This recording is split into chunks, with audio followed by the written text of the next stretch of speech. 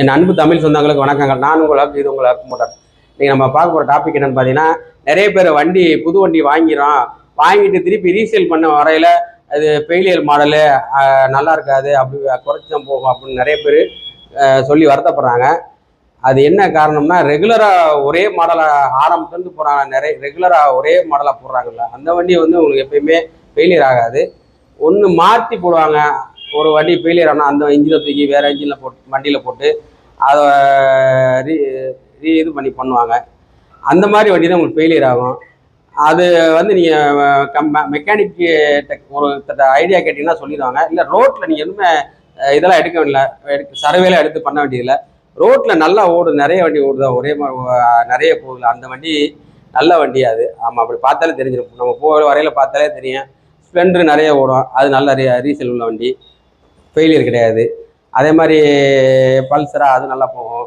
அந்த மாதிரி ரோட்டில் போகிற வண்டியே பார்த்தாலே போதும்.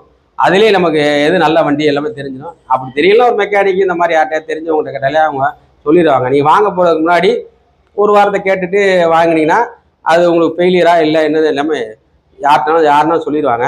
செகண்ட் ஹேண்டை பொறுத்தவரையும் உங்களுக்கு எதுவுமே ஃபெயிலியருங்கிறது வராது.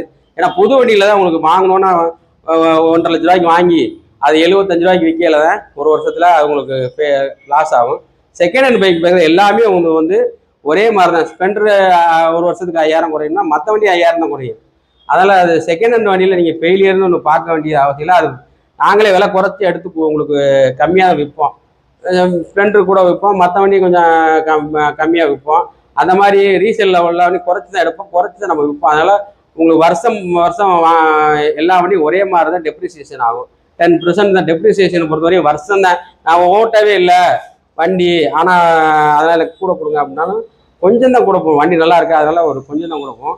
டெப்ரிசியேஷன் வருஷம் தான் போடுவாங்க. வருஷம் இயர்லி தான் பேசிஸ் தான். மெஷினரியை பொறுத்தவரையும் வருஷம் தான் போடுவாங்க. அதனால் எல்லா வண்டியுமே ஒரே மாதிரி தான் டெப்ரிசியேஷன் 10% இந்த மாதிரி ஒரே மாதிரி தான் குறையும். அதனால் உங்களுக்கு எதுவுமே செகண்ட் ஹேண்டை பொறுத்தவரையும் உங்களுக்கு எல்லா வண்டியுமே நீங்கள் வாங்கலாம், எதனால் தைரியமாக வாங்கலாம். குறைச்சி அதுக்கேற்ற மாதிரி விலையை குறைச்சி பார்த்து வாங்கிக்கோங்க. வேறு ஒன்றும் அதில் இது இல்லை. நம்ம கடை எங்கே இருக்குன்னு பார்த்தீங்கன்னா, புதூரில் ஐயப்பன் கோயில் எதிர்த்தாப்புல ஹக் மோட்டர்ஸுங்க, அங்கே வாங்க. உங்களை எல்லாமே பெஸ்ட் ரேட்டில் சீப் அண்ட் பெஸ்ட்டாக பண்ணித்தரேன். நல்ல குவாலிட்டியான வண்டியாக உங்களுக்கு செலக்ட் பண்ணி எடுத்துறோம். Okay, thank you. நம்ம பேஜை முதல்ல பார்க்குறவங்க சப்ஸ்கிரைப் பண்ணிவிட்டு பாருங்கள். அப்போ அடுத்தடுத்து அப்டேட்டு கரெக்டாக உங்களுக்கு வந்துக்கிட்டே இருக்கும். Okay, thank you.